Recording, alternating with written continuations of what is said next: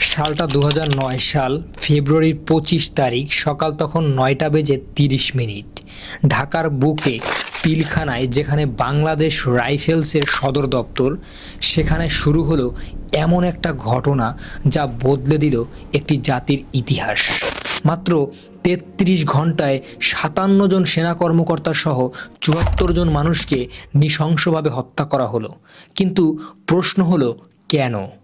কারা ছিল এর পিছনে? আর আসল সত্যটা কি আজও লুকিয়ে আছে অন্ধকারে? ঘটনাটি বুঝতে হলে আমাদের একটু পেছনের দিক যেতে হবে। অর্থাৎ 2008 সালের ডিসেম্বরে অনুষ্ঠিত নির্বাচনে বিপুল ভোটে জয়ী হয়ে ক্ষমতায় আসে আওয়ামী লীগ। শেখ হাসিনা হলেন প্রধানমন্ত্রী। দেশে তখন নতুন আশার হাওয়া। কিন্তু পিলখানার ভেতরে বাংলাদেশ রাইফেলস, সংক্ষেপে বিডিআরের সদর দপ্তরে চলছিল সম্পূর্ণ ভিন্ন একটি গল্প। অর্থাৎ বিডিআর বাংলাদেশের সীমান্ত রক্ষাকারী বাহিনী, প্রায় 67,000 জওয়ান। কিন্তু এই বাহিনীর নেতৃত্বে থাকতেন সেনাবাহিনী থেকে প্রেষণে আর কর্মকর্তারা। আর ঠিক এখানেই লুকিয়ে ছিল ক্ষোভের বীজ। আওয়ামদের অভিযোগ ছিল, সেরা কর্মকর্তারা বিডিআর জওয়ানদের সাথে বৈষম্যমূলক আচরণ করতেন।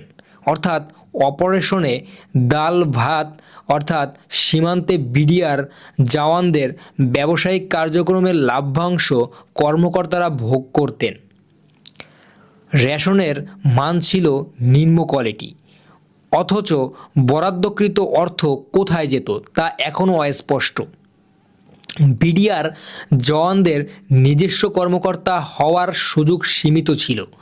অর্থাৎ অপারেশন উত্তরণের পার্বত্য চট্টগ্রাম কাজ করলেও যথাযথ ভাতা পাননি অনেকে।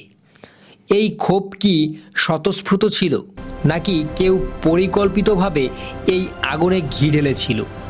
এই প্রশ্নের উত্তর খুঁজতে গেলেই আমরা পৌঁছে যাই এক গভীর রহস্যের কাছে।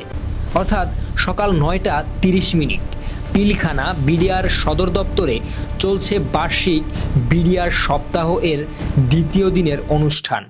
দরবার হলে উপস্থিত ছিলেন বিডিআরের মহাপরিচালক মেজর জেনারেল শাকিল আহমেদ সহ ডজন খানেক ঊর্ধ্বতন সেনা কর্মকর্তা। সেদিন ছিল দরবার, অর্থাৎ যেখানে জওয়ানরা তাদের অভিযোগ সরাসরি মহাপরিচালকের কাছে তুলে ধরতে পারতেন। কিন্তু সেই দরবার হয়ে উঠল মৃত্যুর একটি ফাঁদ। হঠাৎ দরবার হলে ঢুকে পড়ে অস্ত্রধারী জওয়ান।